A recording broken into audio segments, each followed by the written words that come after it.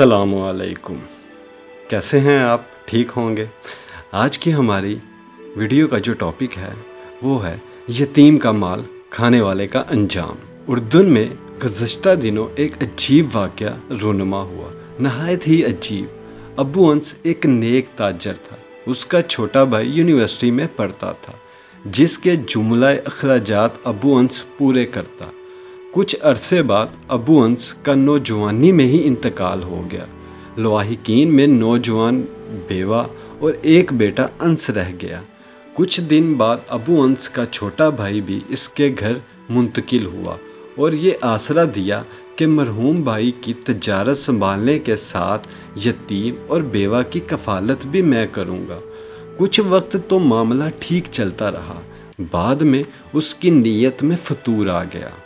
उसने चुपके से सारी जायदाद अपने नाम कराई और रातों रात सब कुछ फ़रोख्त करके अमेरिका भाग गया। पीछे यतीम और उसकी माँ सड़क पर आ गए। इस बदबख्त ने अमेरिका जाकर गाड़ियों का कारोबार सेट कर लिया और एक गोरी लड़की से शादी भी कर ली। इसका बिजनेस चमक उठा और ये अरबपति बन गया। 15 बरस बाद उसे ख्याल आया कि अब वतन वापस जाना चाहिए। ये सोचकर वो उर्दन आ गया और फिर यहीं बिजनेस करने का इरादा बनाया। उसने उम्मे ज़ीना के इलाके में एक बड़ी जगह खरीदी और उस पर शानदार बिल्डिंग भी तमीर कर दी। फिर यहाँ भी गाड़ियों का बिजनेस शुरू कर दिया और कुछ अरसे में ही उर्दन भर में उसका डंका बजने लगा। इधर अंस और उसकी माँ इंतहाई कसम पुरसी से रात दिन गुजारते रहे।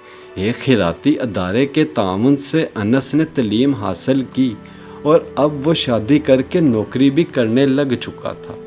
गुर्बत के बावजूद वो अपनी माँ का बहुत ख्याल रखता, मगर बदबख्त चच्चा को कभी उसका ख्याल ही नहीं आया। लेकिन अंस और उसकी माँ को सब मालूम था कि वो बदबख्त वापस आ चुका है। एक दिन माँ ने बेटे से कहा कि हिम्मत करो, जाओ अपने चच्चा के पास और उससे अपने बाप के माल का कुछ हिस्सा मांगो।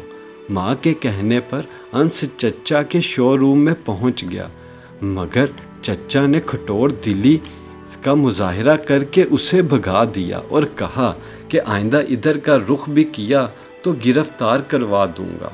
वो बोझल कदमों के साथ माँ के पास वापस आया और सारा माजरा सुनाया। बेवा सवाए बद्दुआ के क्या कर सकती थी। इस बदबख्त बिजनेसमैन ने अब उर्दन में रहने का फैसला किया। वो एक जन्नत नुमा महल तमीर कर चुका था और अब उसने बीवी बच्चों को अपने पास उर्दन बुला लिया। इधर वो लोग अमेरिका से रवाना हुए और इधर ये बदबख्त उन्हें लेने के लिए अपनी नई मॉडल की पुरताइश गाड़ी लेकर एयरपोर्ट रवाना हुआ। जब वो एयरपोर्ट से बाहर निकले तो ये सब इस नई गाड़ी में सवार होकर अपने महल की तरफ चल पड़े। ये सारा मंजर देखकर फरिश्ता अजल हंस रहा था। जैसे ही उनकी गाड़ी मेन सड़क पर पहुंची तो एक तेज़ रफ्तार ट्राले ने उसे रौंद डाला और अंस का चच्चा अपनी अमेरिकन बीवी और दोनों बच्चों के साथ टुकड़े टुकड़े हो गया। पीछे इसके सिवा अंस के कोई नहीं था। यही इकलौता वारिस अब इसका महल, शोरूम और बिजनेस बैठे बिठाए अंस की झोली में गिर गया। कैसा अजीब मामला है रब्बे करीम का। उसने यतीम के माल को कई गुना बढ़ाकर इसे लौटा दिया। वो मजलूम की दुआ ज़रूर सुनता है, अगरचा उसके ज़ाहिर होने में 15 बरस भी लग जाएं। दूसरा ये कि वो जालिम को ढील ज़रूर देता है, लेकिन जब पकड़ता है तो समान इबरत बना कर छोड़ता है। तीसरा ये कि हराम का अंजाम कभी अच्छा नहीं होता। इसलिए मेरे नबी करीम सल्लल्लाहु अलैहि वसल्लम ने फरमाया कि माले हराम से पलने वाले जिस्म का ज़्यादा हकदार दोज़ख है। अल्लाह पाक हम सब को हराम से बचाए और हलाल ही पे इक्तफा की तौफीक अता फरमाए।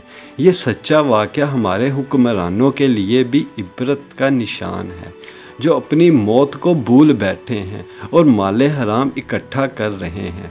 अल्लाह ताला हम सब को हदायत दे, आमीन सुम्मा आमीन।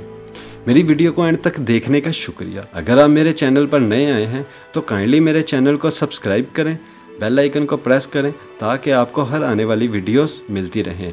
اپنا خیال رکھیے گا۔ اللہ حافظ۔